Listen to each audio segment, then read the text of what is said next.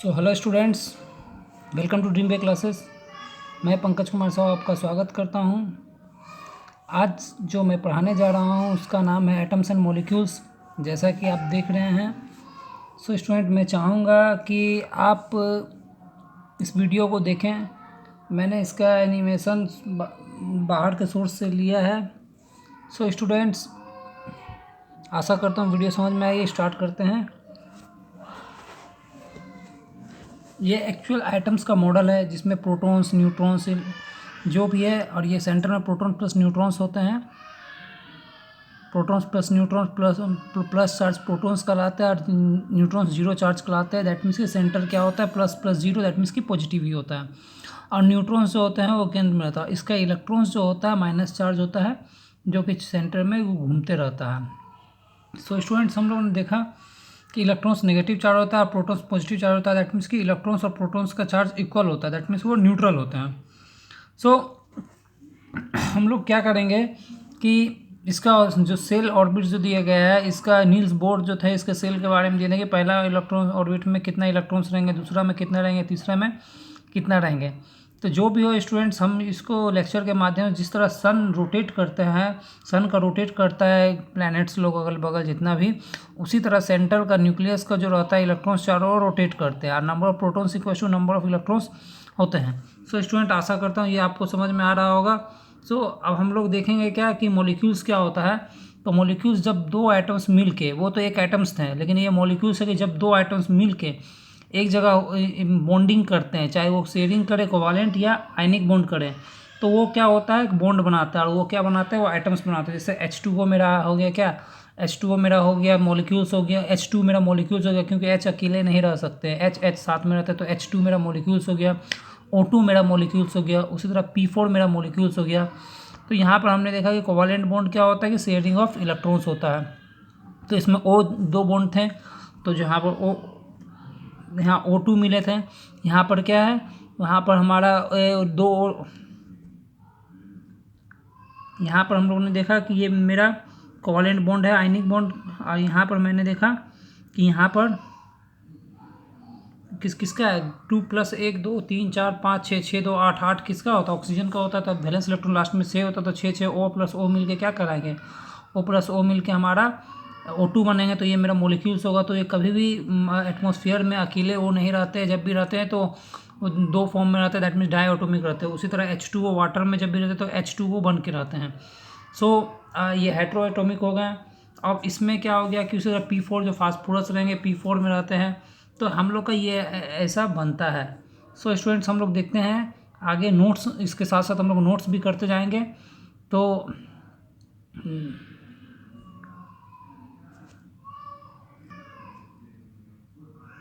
सो ये student short notes है, NCERT का है, क्लास 9 के लिए, एटम्स एंड मॉलिक्यूल्स। तो हम लोग का ये चैप्टर में पढ़ना है क्या क्या, देखिए। Law of conservation of masses क्या दिया था, law of conservation of masses कौन दिया था, लेवोजियर दिया था 1744 में, मतलब 1744 में। लेवोजियर एक साइंटिस्ट थे जो कि लॉ ऑफ कंजर्वेशन, क्या कंजर्वेशन मतलब ऑफ मास, मतलब कि द्रव्यमान का संरक्षण का सिद्धांत दिए थे। ये बताए थे क्या कि और in the physical and chemical changes total mass of the reactant is equal to the total mass of the product. That means कि जब भी कोई रिएक्शन होता है, जैसे मान लीजिए H प्लस या क्या करते हैं C+O2, तो CO2 क्या होता है, C का वैलेंस इलेक्ट्रॉन, C का मास नंबर होता है 12 और O2 का होता है कितना 16, तो 16 16 32, O2 16 दूनी 32। दैट मीन्स कि अगर हम लोग इसको यहाँ पर ध्यान से देखें तो ये हो सकता है कि अगर C+O2 करें तो CO2 क्या होता है, CO2, तो CO2 में कितना होता है, C का 12 मास नंबर होता है, प्लस ऑक्सीजन का कितना होता है 16 × 2 इक्वस टू, यहाँ पर हम लोग देखते हैं 44 आता है। दैट मीन्स कि 12 + 32, तो ये जब जोड़ते हैं तो 44 आता है। That means 44 = 44। तो ये दैट मीन्स बोलता है क्या कि ये मेरा जो CO2 मेरा हो गया, ये मेरा रिएक्टेंट होता है और ये मेरा वो CO2 बनता है, वो मेरा प्रोडक्ट कहलाता है। तो इट मीन्स कि रिएक्टेंट और प्रोडक्ट का मास जो रहता है हमेशा इक्वल रहता है। अगर तो यही मेरा क्या आता है, law of mass conservation of mass कहलाता है। कौन कहा था, लेवोजियर कर रहे थे 1744 में, कि C का 12, O का 16 × 2, दैट मीन्स कि 32, और CO2 का 44, दैट मीन्स कि 12 + 32, दैट मीन्स 44 = 44। ये हमारा क्या था, लॉ ऑफ मास कंजर्वेशन। उसी तरह स्टूडेंट्स हम लोग देखेंगे क्या कि लॉ ऑफ कांस्टेंट प्रोपोर्शनल क्या बोलता है, कि लॉ ऑफ कांस्टेंट प्रोपोर्शनल बोलता है हमारा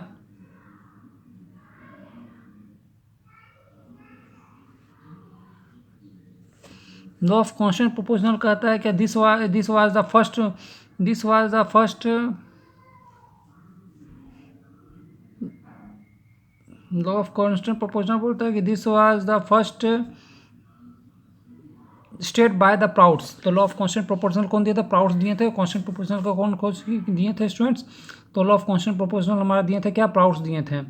तो प्राउड्स क्या बोले थे कि देखें कि प्राउड्स बोलते हैं क्या कि this law was the first state by the proud 1794। According to this law the chemical compound in always in found to the made of the same element combined together in the same proportion.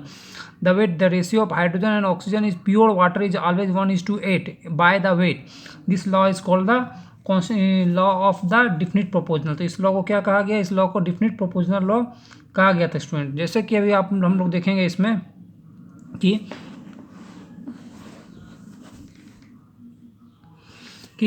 अगर H2O लेते हैं हम लोग, suppose H2O, तो H2O में मेरा क्या होता है कि H2+O, तो ये मेरा क्या बनता है H2O। तो यहाँ पर जो हम लोग देखते हैं क्या कि यहाँ पर 1 × 2, अगर प्योर वाटर कहीं कर ले तो ये 2 हो जाएगा। अब +16, दैट मीन्स कि +16, तो ये हमारा आता है 1 × 2 + 16, दैट मीन्स कि 18 = 18। तो ये तो मैं हमारा हो गया, ये तो मेरा हो गया क्या, ये तो मेरा हो गया law of conservation of masses. But यहाँ पर जब देख रहे हैं 2:16, दैट मीन्स 2:16 जब करते हैं तो ये आता है 1:8। तो that means in pure water में कहीं भी हो हाइड्रोजन और ऑक्सीजन का रेशियो 1:8 में ही होगा। आशा करता हूँ ये आपको समझ में आ रहे होंगे स्टूडेंट्स। सो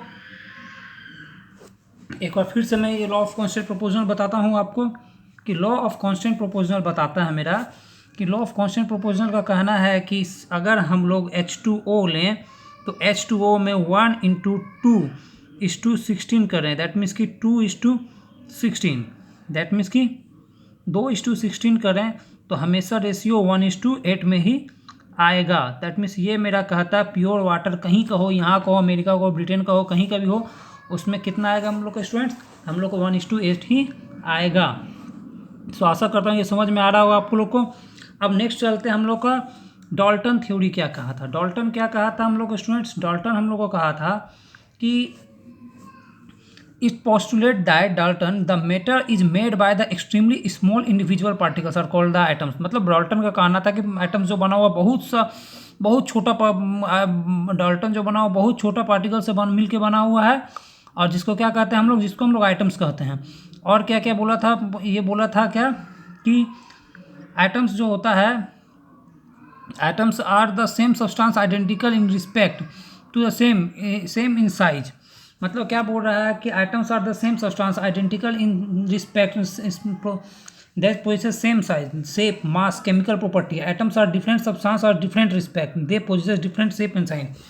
इसका कहने का मतलब है कि अगर O है तो O का कहीं का भी O हो, उसका वैलेंस इलेक्ट्रॉन 6 ही होगा, उसका मास नंबर में 16 ही होगा, 16 ही होगा, मास नंबर इसका भी 16 होगा, इसका भी 16 होगा।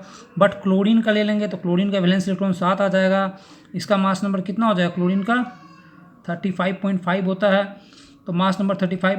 दैट मीन एक टाइप का आइटम्स जो रहेगा क्लोरीन का, उसका mass number, chemical property, physical property सब सेम होगा। दैट मीन्स क्लोरीन का क्लोरीन वाले के साथ सेम होगा और ऑक्सीजन का ऑक्सीजन वाले के साथ सेम होगा। तो ये इसका दूसरा रूल बताता है। और तीसरा क्या बताता है स्टूडेंट्स की, तीसरा बताता है the atoms are smallest particles which take part in the chemical reaction. तो एटम्स क्या होता है, एटम स्मॉलेस्ट पार्टिकल्स होता है जो कि कोई भी केमिकल रिएक्शन में भाग लेता है। अब उसके आगे क्या बोला गया था, एटम्स आर डिफरेंट एलिमेंट्स में be combined to each other in the fix simple whole number ratio of the compound atom. That means कि एटम्स जो डिफरेंट एलिमेंट के साथ क्या होता है, फिक्स रेशियो में मिलता है, उसे कंपाउंड कहते हैं। मतलब इसको बोले यौगिक, किसको बोलते हैं, यौगिक जब 2 या 2 से अधिक तत्व एक निश्चित अनुपात में मिलते हैं तो उसे यौगिक कहते हैं। जैसे इसका एक एग्जाम्पल हम लोग देख सकते हैं कि अगर H और O, अगर H का 2 और O का 1 जब मिलेंगे तो ये मेरा H2O बनाएगा, तो H2O मेरा क्या बन गया, कंपाउंड बन गया। सो स्टूडेंट आशा करता हूँ ये समझ में आ रहा होगा यौगिक किसको कहते हैं। उसी तरह हम लोग C+O तो CO2 में क्या हो गया कि C एक ही होना चाहिए और O2 का 2 होना चाहिए, 1:2 रेशियो में मॉलिक्यूल्स का होना चाहिए। दैट मीन ये CO2 बनाया, दैट मीन्स ये यौगिक बनाएंगे। सो हम लोग का क्या था, और atoms can neither be create not be destroy, atoms are the indestructible. तो आइटम्स के बारे में बोला गया था कि आइटम को ना ही क्रिएट किया जा सकता है और ना ही ख़त्म किया जा सकता है। ये क्या होता है, इंडस्ट्रिएबल है, उसको कभी नाश नहीं किया जाता। इसके अलावा भी हम लोग का जो डॉल्टन आए थे वो बोला था items can not be divided on the several parts, but ये झूठ हो गया। इसको बहुत सारे आगे लेटरल साइंटिस्ट जो भी आए उसको क्या किए, उसको बाद में वो बहुत सारे आइटम्स को इलेक्ट्रॉन, प्रोटॉन, न्यूट्रॉन, मेसॉन ये सब में तोड़ दिए। सो आशा करो ये समझ में आ रहा होगा। सो स्टूडेंट अब हम लोग नेक्स्ट चलते हैं, एटम्स किसको कहते हैं। तो atoms are the smallest particle which can not part in the chemical changes, it may or may not be capable to independent exist. That means बोल रहा है क्या कि एटम्स जो रहता है, एटम्स क्या है, स्मॉलेस्ट पार्टिकल्स है which can take part in chemical change, it may or may not capable to independent. मतलब H2 हमेशा H2 मॉलिक्यूल्स में रहता है, H आइटम्स। कभी एटमॉस्फेयर में H आइटम्स अकेले नहीं मिलेगा, जब भी मिलेगा वो अपना H2 के मॉलिक्यूल्स में मिलेगा। तो ये या तो एटमॉस्फेयर में मॉलिक्यूल्स के रूप में रह सकते हैं या तो अकेले रहेंगे। तो यही कहना था क्या, एटम्स और स्मॉलेस्ट पार्टिकल होता है विच कैन टेक पार्ट, वो टेक पार्ट करते हैं कोई भी केमिकल रिएक्शन, जैसे C+O2। तो CO2 हो गया, तो CO2 क्या है, CO2 मेरा क्या हो गया, एलिमेंट हो गया, जो एटम्स हो गया, जो कि केमिकल रिएक्शन में पार्ट्स लेते हैं। सो आगे क्या बोल रहा है, सिंबल्स क्या होता है एटम्स का सिंबल्स। तो हम लोग सिंबल के बारे में देखेंगे कि इट ऑब्जर्वेशन आर सिंबल में the observation are lengthy name the elements term as their symbols, the symbols of the elements are first letter or the first and another letters of the English names, Latin names of the elements. While writing the symbol, the first letter is always capital and the second letter is always small. तो हम लोग देखेंगे यहाँ पर कि जो symbol होता है, सिंबल में हम लोग यूज करते हैं। सपोज हम लोग यूज किए सोडियम, तो हम लोग सोडियम का नाम नेटियम होता है। उसी तरह हम लोग मान लीजिए ऑक्सीजन का यूज करते हैं, तो ऑक्सीजन का जो सिंबल होता है क्या होता है, ऑक्सीजन का क्या होता है, O। ऑक्सीजन का क्या सिंबल होता है, O। नाइट्रोजन का क्या होता है, तो N होता है। उस तरह मैग्नीशियम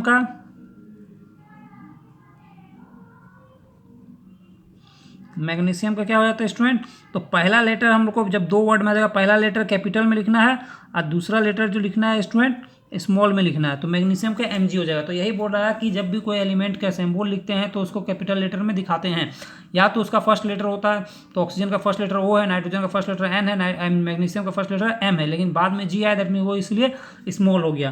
तो ये इसका सिंबल है।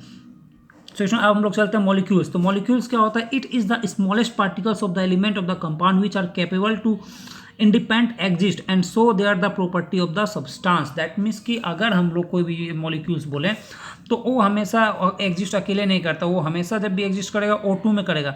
तो ये मॉलिक्यूल्स एक ऐसा मॉलिक्यूल्स एलिमेंट का वो रूप होता है जो वातावरण में एग्जिस्ट करता है। जैसे वातावरण में हमारे एटमॉस्फेयर में O2 एग्जिस्ट करता है, H2 एग्जिस्ट करता है, P4 के रूप में एग्जिस्ट करता है, सल्फर एसिड के रूप में एग्जिस्ट करता है। कभी भी आपको O अकेले नहीं मिलेगा, या H अकेले नहीं मिलेगा, या P अकेले नहीं मिलेगा। ये सब अलग अलग अपने मॉलिक्यूल्स में वो लोग एग्जिस्ट करते हैं। सो स्टूडेंट हम लोग चलते हैं, एटोमिसिटी क्या होता है। एटोमिसिटी मतलब होता है the number of item present in the molecules of the element, that is called the atomicity. जैसे ऑक्सीजन का एटोमिसिटी 2 होता है, ओजोन का एटोमिसिटी क्या होता है, 3 होता है। दैट मीन्स O2 क्या होता है, O2 किस एटोमिक वे में रहता है, तो डाई एटोमिक वे में रहता है। लेकिन O3 जो ओजोन होता है उसका फॉर्मूला O3 होता है, दैट मीन्स वो ट्राई एटोमिक रहता है। तो एटोमिसिटी का मतलब होता है स्टूडेंट्स कि एटम्स जो होता है एटमॉस्फेयर में कितने मॉलिक्यूल्स के साथ प्रेजेंस करता है। तो ऑक्सीजन 2 मॉलिक्यूल्स के साथ प्रेजेंट करता है, that mean atomicity of the oxygen is the 2, but the atomicity of the ozone will be 3। Understand. So अब हम लोग चलते हैं आयंस क्या होता है। तो आयंस के लिए हम लोग देखेंगे स्टूडेंट्स कि it is the element charge atoms or the group of atoms is form or loss to gain their the electrons by an atoms. The atoms are the 2 type, एक होगा पॉजिटिव, एक ions होगा negative. जैसे for example क्या होता है कि ions क्या होता है, it is the electric charge atoms of the group of atoms which are form, that means कि अगर हम सोडियम ले अगर हम सोडियम क्लोराइड लें, NaCl लें, Na+Cl माइनस, तो यहाँ पर हम देखते हैं सोडियम का प्लस आयन है और क्लोरीन का माइनस आयन है। दैट मीन्स कि क्या होता है कि इलेक्ट्रिकली चार्ज होता है, वो इलेक्ट्रॉन्स क्या होता है यहाँ से ट्रांसफर होता है। अगर Na को हम लोग साथ में लाते हैं तो Na क्या करता है अपना, इसका 11 होता है तो 2 8 1 होता है, और क्लोरीन का 2 8 7 होता है। तो ये अपना एक इलेक्ट्रॉन्स इसको दे देता है, तो जो देने वाला होता है वो प्लस चार्ज हो जाता है और जो लेता है वो माइनस चार्ज होता है। दैट मीन्स अगर ये 7 है, इसको 8 मिलने के लिए 1 चाहिए। बॉन्डिंग में क्या होता है कि 8 कम से कम एटलीस्ट 8 पूरा करने का। तो ये जब अपना एक जब ये दे देता है तो जो 1 दिया तो 1 प्लस हो गया, और जब 2 देता तो स्टूडेंट्स कितना हो जाता, 2 हो जाता। उसी तरह हम लोग अभी देखेंगे कि अगर मेरा MgCl2 रहे, MgCl2, तो हमने देखा क्या Mg डबल प्लस होगा और यहाँ पर 2Cl माइनस हो जाएगा। तो ये क्या हो रहा है, मैग्नीशियम 2 आयंस को वहाँ पर ट्रांसफ़र किया है। सो स्टूडेंट आशा करते हैं ये समझ में आ रहा होगा आपको। नेक्स्ट हम लोग चल रहे हैं क्या कि कैटायंस किसको कहता है, एनायंस किसको कहते हैं। तो 2 टाइप का, तो कैटायंस होंगे वो प्लस वाले होंगे और जो एनायंस होंगे वो क्या होंगे स्टूडेंट्स, माइनस होंगे। तो कैटायन में जो इलेक्ट्रॉन्स को डोनेट करेंगे, जो इलेक्ट्रॉन्स को रिएक्शन में दान कर देंगे, दैट मीन्स वो क्या हो जाएगा, प्लस चार्ज हो जाएगा। जैसे कि क्या क्या होता है, हाइड्रोजन हो गया, सोडियम हो गया, कैल्शियम हो गया, एल्युमिनियम हो गया और अमोनियम हो गया। उसी तरह एनायन किसको कहते हैं, जो नेगेटिव चार्ज होते हैं, आयंस होते हैं, which is form by the gaining of electron, जो इलेक्ट्रॉन्स को ले लेते हैं। दैट मीन्स की क्लोरीन में देखें NaCl में Cl माइनस लेता है, ऑक्सीजन को 2 कैपेसिटी होता है, कार्बन लेते हैं, फ्लोरीन लेते हैं, CO3 -2 होता है, PO4 पे -3 होता है। और इसका एग्जाम्पल अगर बताना चाहें स्टूडेंट तो हम लोग इसको देख लेंगे। इसको अगर हम लोग समझना चाहें तो जैसे हम लोग जब बॉन्डिंग करते हैं तो हम लोग बोलेंगे एल्युमिनियम ऑक्साइड का क्या फॉर्मूला होगा, तो एल्युमिनियम ऑक्साइड का, तो एल्युमिनियम ऑक्सीजन होगा। अब एल्युमिनियम का कितना वैलेंस इलेक्ट्रॉन शो कर रहा है, 3, और ऑक्सीजन का कितना वैलेंस इलेक्ट्रॉन शो कर रहा है, 2, ऑक्सीजन का 2 शो कर रहा है। दैट मीन्स ये क्रॉस हो जाएगा, दैट मीन्स कि Al के नीचे आ जाएगा 2 और O के नीचे हो जाएगा 3। ये समझ रहे होंगे, आशा कर रहा हूँ ये समझ में आ रहा होगा। तो एल्युमिनियम Al2O3 हो गया। उसी तरह मेरा हो जाएगा क्या स्टूडेंट्स कि हम लोग अगर बनाते हैं क्या कैल्शियम ऑक्साइड का, तो कैल्शियम ऑक्साइड में करें तो Ca और O, दैट मीन्स Ca का कितना होता है 2 और O का कितना होगा 2, तो ये कैंसिल होकर 1 1 बना देंगे। दैट मीन्स Ca1 और O1 बना देंगे, दैट मीन्स कि CaO ही बना देंगे। तो ये इसका क्या हो जाएगा स्टूडेंट्स, CaO हो जाएगा। तो ये हमारा क्या था स्टूडेंट, ये हमारा था कैटायन और एनायन। इसका कहाँ यूज होता है मैंने उसको बता दिया। अब वैलेंसी क्या होता है स्टूडेंट, तो वैलेंसी जो होता है उसका कंबाइनिंग कैपेसिटी को बताता है। कंपाउंड का कंबाइनिंग कितना कंबाइनिंग कैपेसिटी है उसका वैलेंसी कराता है। जैसे कि सोडियम का 1 था अभी। अब हम लोग देखेंगे स्टूडेंट्स की formula of the simple molecules of compound. That means ये क्या होता है फॉर्मूला किसका, कि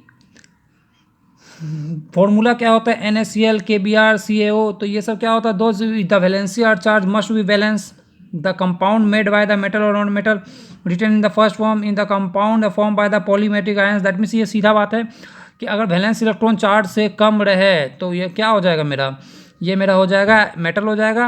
और वैलेंस इलेक्ट्रॉन चार्ज के ज़्यादा रहे तो वो मेरा नॉन मेटल हो जाएगा, और चार के बराबर जो रहता है वो क्या होता है मेटलॉइड हो जाता है स्टूडेंट्स। सो हम लोग को देखेंगे आप atomic mass of the elements क्या होता है। Atomic mass of the element क्या होता है कि the atomic mass of the element is the numerical number of the indicating how much times of electrons are heavier than the 1/12 of an atoms है ना of carbon. That means कि वो कितना carbon का 1/12वां भाग से क्या गुना ज़्यादा है, वो उसका क्या कहलाएगा एटोमिसिटी, मतलब कि उसका परमाणु द्रव्यमान कहलाएगा स्टूडेंट्स।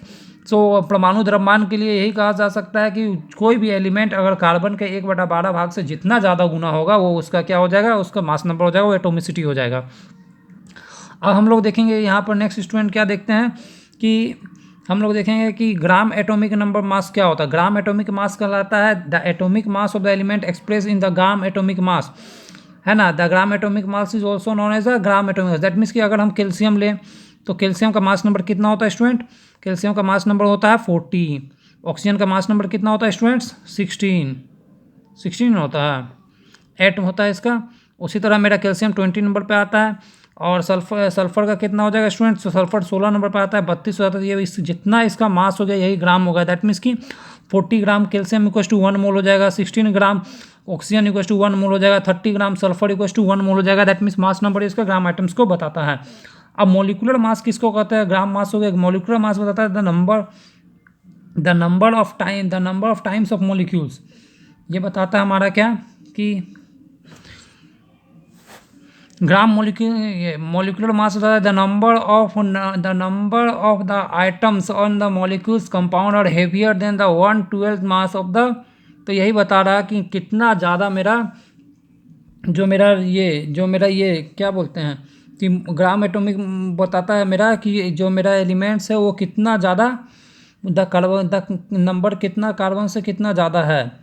दैट मीन्स कि the number of times of the molecules heavier than the 1/12 mass of the carbon. वही मेरा जो सिंपल था जो एटॉमिक मास था वही मेरा मॉलिक्यूलर मास होगा। दैट मीन्स कि एटॉमिक मास होगा एक एलिमेंट के लिए, मॉलिक्यूलर मास होगा CO2 जब दो प्रेजेंस होता है जैसा स्थिति में।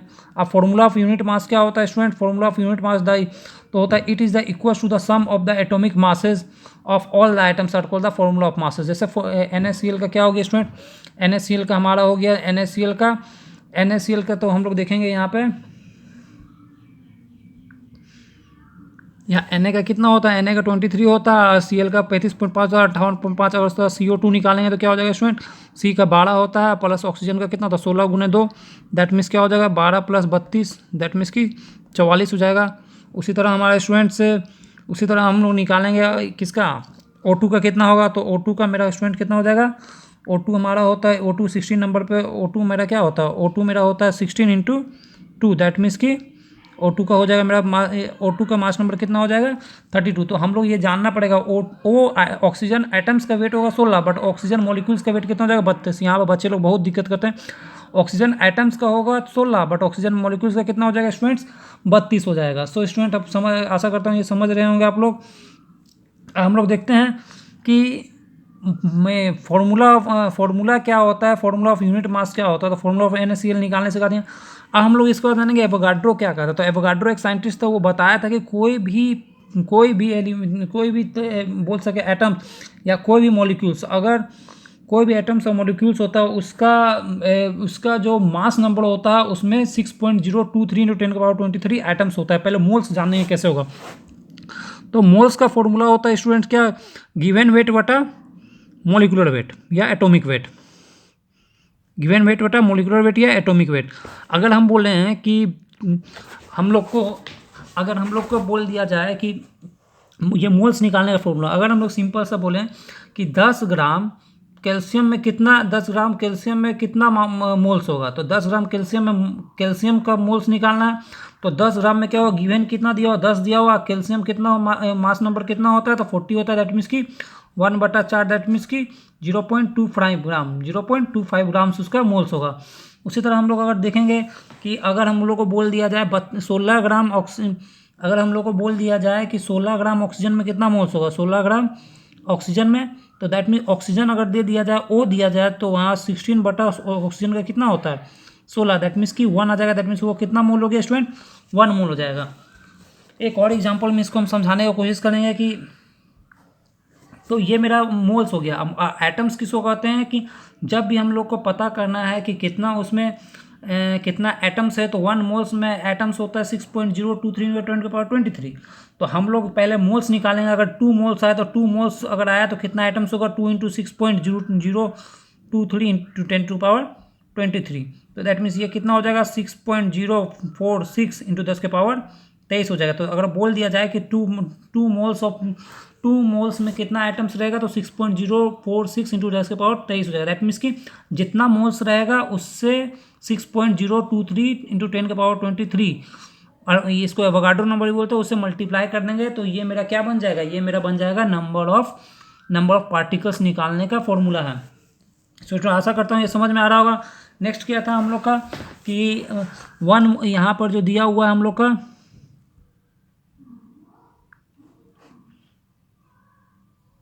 तो हम लोग को 1 मोल्स में इलेक्ट्रॉन कितना होता है 6.023 × 10⁻23 या 1 मोल्स प्रोटॉन्स कितना होता है 6.023 × 10⁻23 प्रोटॉन होता है। 1 मोल्स आयन में भी वही होता है। अब एवोगाड्रो नंबर बताता है क्या कि number of particles present in 1 मोल। तो 1 मोल में कितना एटम्स होता है, चाहे वो किसी को कैल्शियम हो, मैग्नीशियम हो, ऑक्सीजन हो, किसी का भी अगर 1 मोल आता है तो उसमें पार्टिकल्स कितना होगा 6.023 इंटू 10⁻23। अगर 2 मोल्स आएगा तो 12.046 इंटू 10⁻23। अगर आधा मोल आता है दैट मीन्स हो जाएगा 3.012 इंटू 10⁻23। उसी तरह ये तो मेरा हो गया सॉलिड में। पर गैसियस में क्या होता है स्टूडेंट की, उसमें होता है कि 1 मोल्स के लिए होने के लिए कितना स्टूडेंट होना पड़ता है, तो 22.4 लीटर इक्वल टू 1 मोल होता है। तो 22.4 लीटर इक्वल टू कितना होता है स्टूडेंट, 22.4 लीटर इक्वल टू क्या कहलाता है 1 मोल्स। तो हम लोग वहाँ पढ़े थे कि एटम्स अगर सॉलिड में है तो 6.023 जो रहता है 23 इंटू 10⁻23 ये 1 मोल्स होता है। तो लेकिन गैसियस स्टेट में 22.4 इक्वल टू कितना होगा स्टूडेंट 1 मोल होगा। सो हम लोग गैसियस स्टूडेंट्स अगर इसका एक एग्जांपल हम लोग बनाए तो बोलेंगे कि अगर मेरा 44.4 लीटर ऑक्सीजन है, 44.4 लीटर मेरा अगर ऑक्सीजन है, 44.8 लीटर मेरा ऑक्सीजन, तो कितना मोल्स होगा ऑक्सीजन है, तो इसमें मोल्स कितना हो जाएगा, तो मेरा दिया हुआ 44.8 बटा 22.4 दैट मीन्स कट के 2 आ जाएगा। दैट मीन्स 44.8 लीटर में 2 मोल्स मेरा क्या रहेगा, 2 मोल्स मेरा 2 मोल्स ऑक्सीजन रहेगा। और नंबर ऑफ आइटम्स क्या होगा, तो 2 इंटू 6.023 इंटू 10⁻23 कर देंगे तो मेरा कितना आ जाएगा 12.46 इंटू 10⁻23 हो जाएगा। दैट मीन्स कि 2 मोल्स अगर गैसियस स्टेट में रहे तो मेरा क्या निकल जाएगा, आइटम्स भी निकल जाएगा और मेरा मोल्स भी निकल जाएगा। आशा करता हूँ आपको समझ में आ रहा होगा स्टूडेंट्स।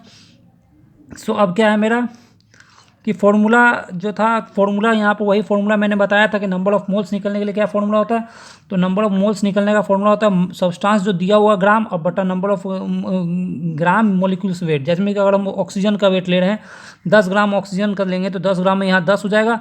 और ऑक्सीजन कितना होता है, अगर ऑक्सीजन आइटम्स हुआ तो 16 हो जाएगा, और ऑक्सीजन मोलिक्यूल्स होगा तो 32 हो जाएगा। उसी तरह मेरा वॉल्यूम में जब रहेगा तो अगर 10 लीटर 44.8 लीटर बोल दिए तो 44.8 बटा 22.4 दैट मीन्स 2 मेरा मोल्स आ जाएगा क्या गैसियस में। अब मोल्स कितना होता है, तो नंबर ऑफ मोल्स निकालने का फॉर्मूला होता है कि नंबर ऑफ पार्टिकल्स बटा अगर 22.046 इंटू 10⁻23 पार्टिकल्स हैं तो मेरा कितना हो जाएगा नंबर ऑफ मोल्स स्टूडेंट, तो 2 मोल्स हो जाएगा। सो स्टूडेंट ये मेरा था। तो स्टूडेंट हम लोग यहाँ देख रहे हैं सोडियम का वैलेंस इलेक्ट्रॉन कितना है, 1 है।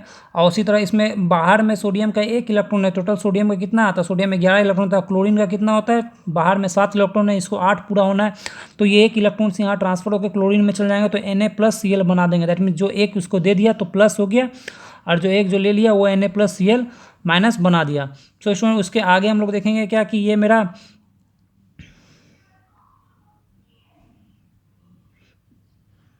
ये H है और ये मेरा O है। तो H और O का वैलेंस इलेक्ट्रॉन कितना होता है 6 होता है। अगर 2 H मिल जाए और 1 O मिल जाए दैट मीन्स ये H2O मेरा बॉन्ड बना देंगे। तो स्टूडेंट्स यहाँ पर HO मिल के क्या बनाएंगे HO, और यहाँ पर एक और O मिल जाए तो क्या बनाते हैं मेरा H। लेकिन यहाँ पर वैलेंस इलेक्ट्रॉन क्या हो गया, इसका 8 पूरा नहीं हुआ। दैट मीन्स क्या 1 देगा तो 6 ऑक्सीजन का वैलेंस इलेक्ट्रॉन, तो 1 लेने के बाद 7 दैट मीन्स कि ये वैलेंस ये नहीं बनेगा, ये बॉन्डिंग बनेगा ही नहीं। सो स्टूडेंट हम लोग को क्या बैलेंस बॉन्डिंग करने के लिए कितना इलेक्ट्रॉन चाहिए, कम से कम 8 इलेक्ट्रॉन चाहिए। हाइड्रोजन मेरा एक्सेप्शन है, तो यहाँ पर 2 हाइड्रोजन आना पड़ेगा। तो 2 hydrogen that means oxygen 1 hydrogen इससे लेगा इससे लेगा दैट मीन्स 8 हो जाएगा। तो ये मेरा ऐसा वीडियो बनाएगा, ये बनेगा। सो स्टूडेंट आशा करता हूँ ये वीडियो आप समझ में आया होगा आपको, ये आपके लिए लाभदायक होगा। ये नोट्स भी प्लस एनिमेटेड के द्वारा भी मैं बताने की कोशिश किया हूँ। तो मिलते हैं तब तक के लिए, जय हिंद जय भारत।